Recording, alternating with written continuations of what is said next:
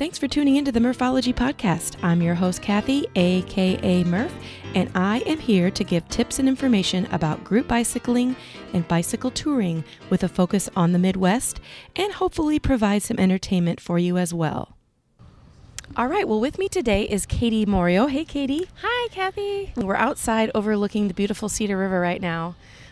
There is a train track in our distance, so we may have a train that comes through later, but it's pretty beautiful out, even though the sun isn't shining.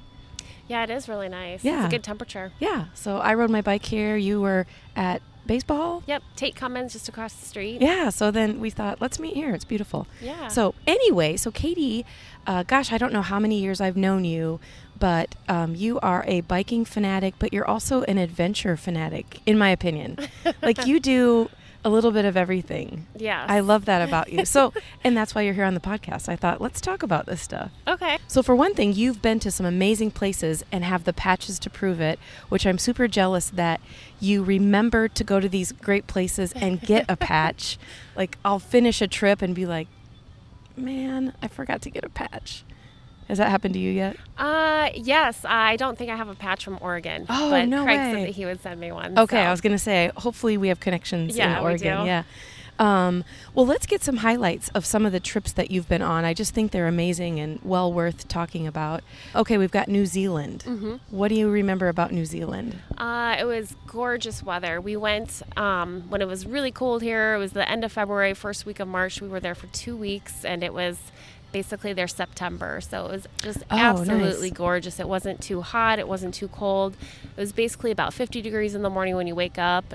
I went for a nice walk every morning, and afternoon it was a little warm, but as soon as the sun went down, it was chilly. Oh, nice. So it was just like September. Were you guys like self-contained and camping, or were you in hostels or hotels? We did Airbnbs. Oh, nice. Mm-hmm. Okay. So you still had to carry your gear with you, or did you have a driver? We also ended up renting a van. So we had a van the whole time named Wendy. You named your van. Yep. So Wendy took good care of you? Wendy was awesome. What's the terrain like in New Zealand? Oh, gosh. It was all kind. I mean, it was really hilly some days, and there were a couple flat days. One day we kind of did a little bit of mountain biking. That was kind of fun. Oh, okay. So this is terrible, but I don't really know much about New Zealand. Is there a native language, or does everyone speak English there? Everyone speaks English. I was surprised. They had things like Subway there, Domino's. I mean, the food was amazing. It was really, really good. Oh, but it's just like here.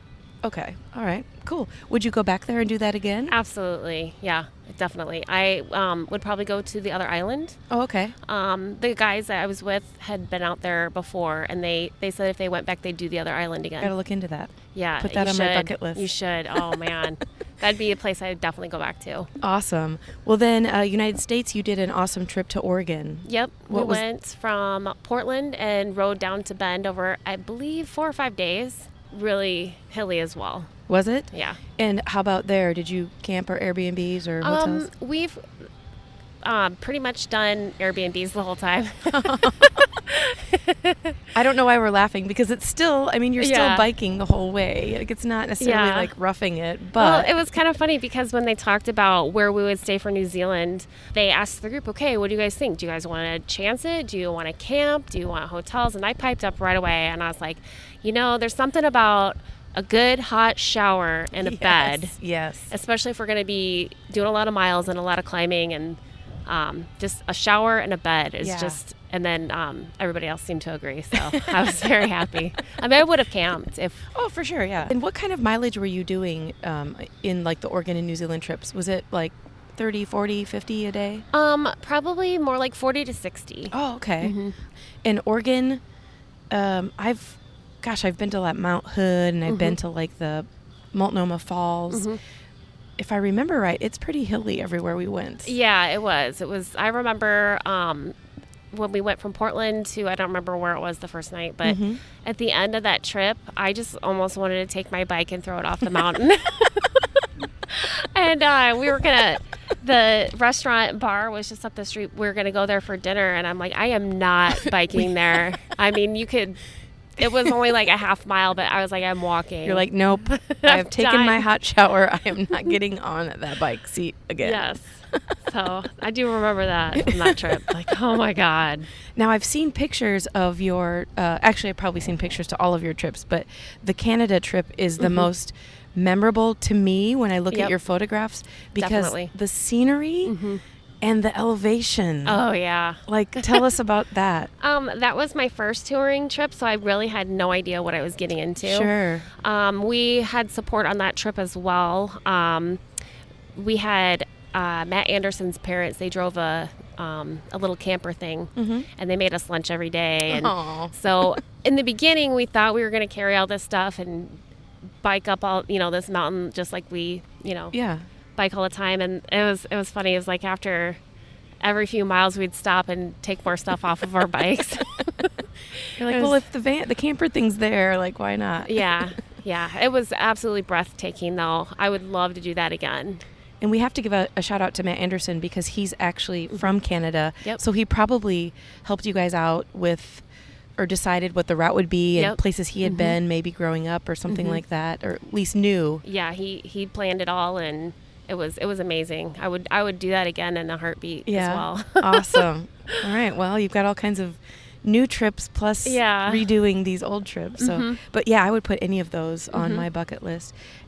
Have you been on other epic trips like that maybe I don't remember? We did, let's see, London to Amsterdam. Oh, no way. And Frenchie planned that one. Oh my gosh. And he's from that area, isn't he? Yep, he's from London. So that was really great. The only thing about that trip was he's such a great cyclist, and he bikes. I mean, he doesn't even own a car. He bikes everywhere. So he's in really, really good biking shape. And so he planned those days like 80 to 100 miles a day, and that was way too much. I think our group was 11 or 14 people. I don't know how many people it was, but I mean, oh man, that was incredible amount of miles. Yeah. So it took, how we are, like, it's going to take us all day. Like, by the time we'd roll into town, it was midnight. Right. And then you'd have to do the mileage again the next day. Yep, and get up and get right on bike. So I felt like we didn't really get to see as much as I would have liked to. Do you remember actually biking in London? Was it like, my vision of London is that it'd be super congested and hard to get through, like maybe like Chicago kind of deal. Yeah, yep. But we luckily had him and a couple of his buddies, and we just kind of followed them and did what they did. Oh, perfect. So having those guys with us was amazing, especially they knew French. Yeah, exactly. So we'd go to a restaurant, none of us would speak French, and he would tell us what to order. Perfect. So it's about it is always about who you know. Yeah. Well, I know that you and I have been on numerous short, like, Midwest tours together. The ride out to Ragbri comes to mind, of course, which is, I've talked about on this podcast several times because I've interviewed people who have been part of our group. How would you describe that trip? Oh, that's like my favorite summer trip. Yeah. I just love doing it. I mean, I've done Ragbri enough times where I could take or leave Ragbri, I mean, I love it. And, and I keep doing it every year. Well, and everybody, we talk about it all the time, but everyone needs to experience it at least once, or for me, 20 some times. Like you too, you've gone a million times. But the ride out is just a whole different animal. It's just so fun, and just getting to know people better and just kind of figure things out along the way, like, because there's not always a plan. Right. And well, we rarely follow the plan. Like, it's like, we kind of know where we're going to go, but since we have everything on our bikes, if we don't make it that far, or if we go farther, I mean, that sort of thing. But I've said this many times, but Iowa is not flat. No. Oh my gosh. Yeah.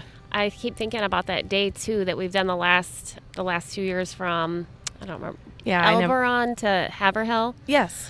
Oh my gosh, that day is so hilly and so hot. The last couple years, yeah, so hot too. Super, super hot. So yeah, we definitely. I mean, we don't have a choice. We have to do it at the end of July because we're going to Ragbri, which happens every year at the end of July. But man, it is hot. It's so hot. As we're sitting here now with blankets on I and know. hoping that it doesn't start snowing anytime soon. So recently, again, this is me looking on Facebook at your photographs, but looks like you did an amazing gravel race. Oh, right. Yes. And so if I remember right, I think I saw you maybe a couple weeks before, but you were trying out gravel like for one of the first times. You're like, we're going to go on a test run and then we're going to do a race. Yeah. So give us an idea of maybe what that race was and what it was all about. Well, they had the big Jingle Cross cyclocross event in Iowa City, and let's see, they called it the Gravel Grinder. Ooh. And it wasn't really a race per se. It was more of a fun ride. Okay. I don't know why they call it a race. I think like at the end you could win something if you got back in time. Okay. It was really fun. It was beautiful weather. The scenery was beautiful. We saw horses and buggies. Oh my gosh, it was so neat. And you were on gravel roads, obviously, but you ended up on like dirt and mud. Oh, like, yeah. level B roads that probably don't even have vehicles on them. Right. Yeah. I didn't actually realize that was going to happen. But I made it up the first really bad one with no trouble. But there was one towards the end that there was just no way I had to get off and walk for a bit because, I mean, there was rocks, there was water, there was I just couldn't keep my balance. It was just crazy. So I did walk up a little bit of that hill, and then as soon as I could get my momentum going, I got back on. So I got a cool pick at the top. That's awesome. And what kind of bike did you use for that ride? I have a Surly Straggler. I pretty much Okay. just use that for almost everything anymore because it can pretty much do everything. Yeah.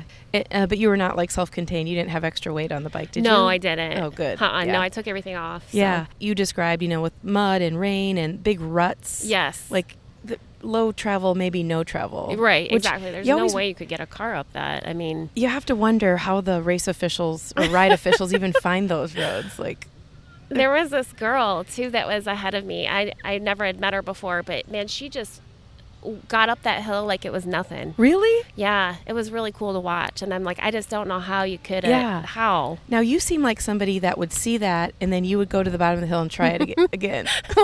We had to be back by 1, Oh, so. okay. So was the group you were with, were they also newbies or experts or? Yeah. Well, Lori was a newbie just like Yeah. me, but basically the guys I do a lot of the traveling touring with, Yeah.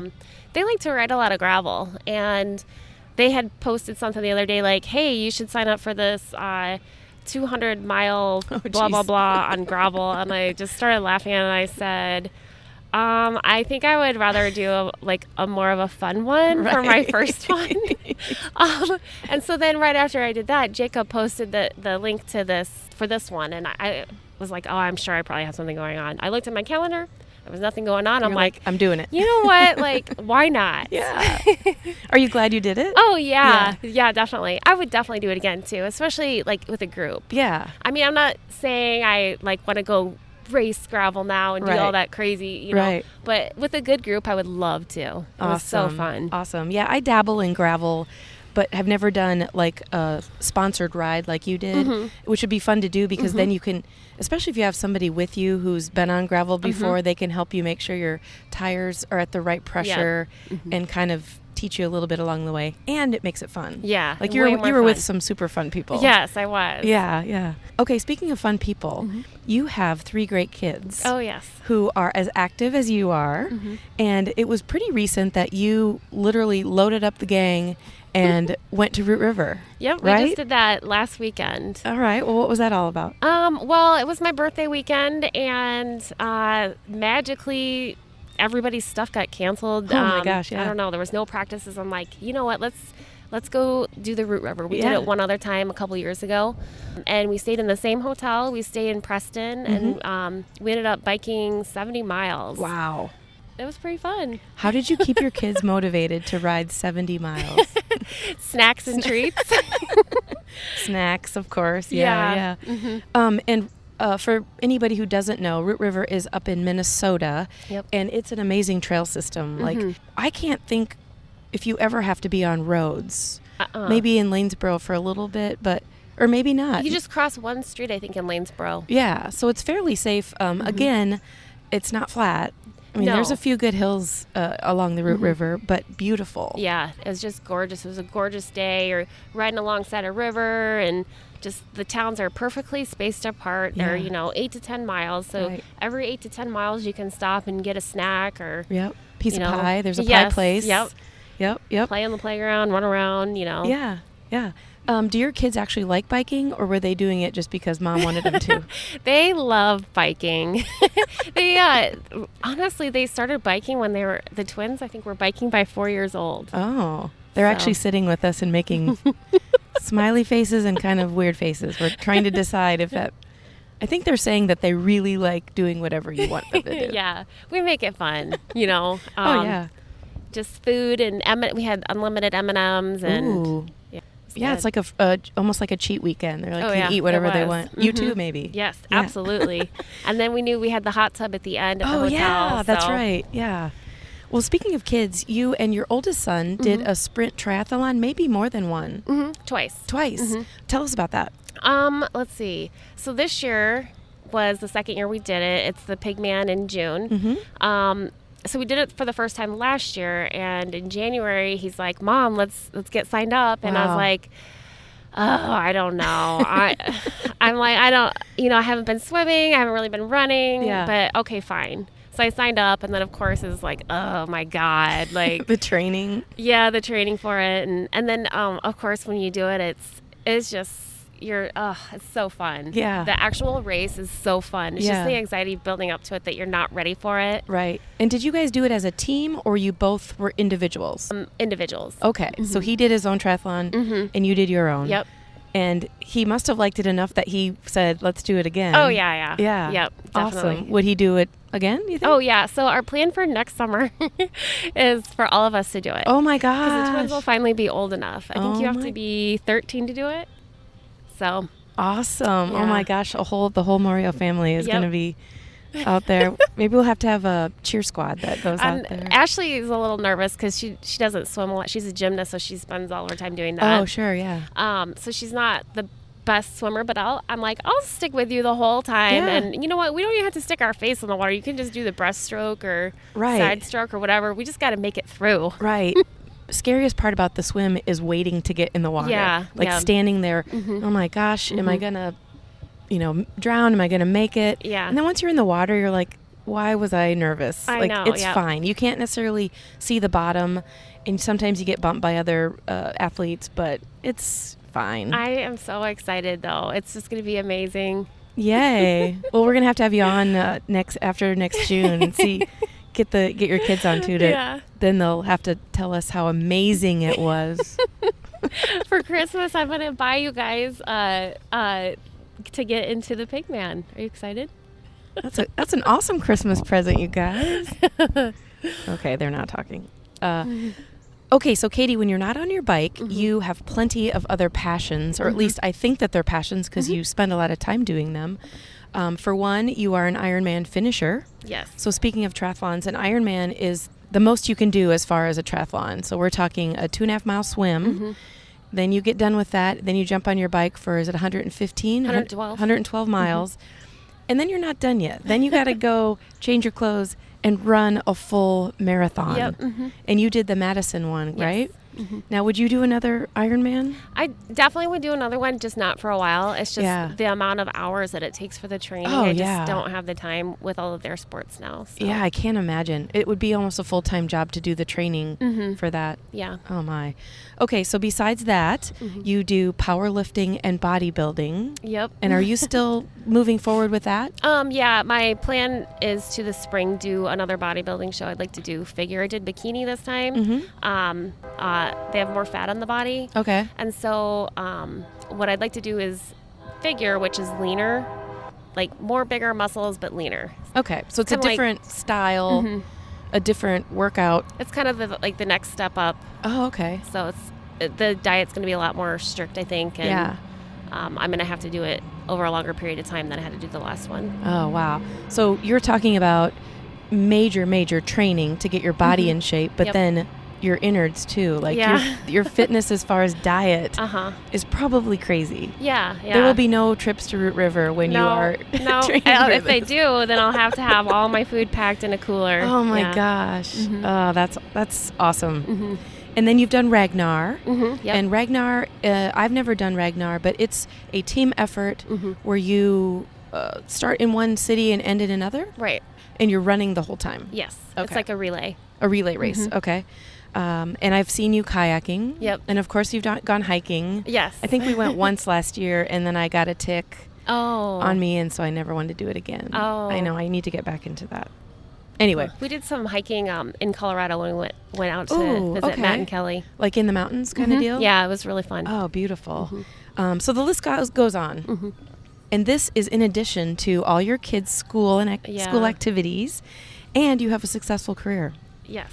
So the question is, how do you do it all?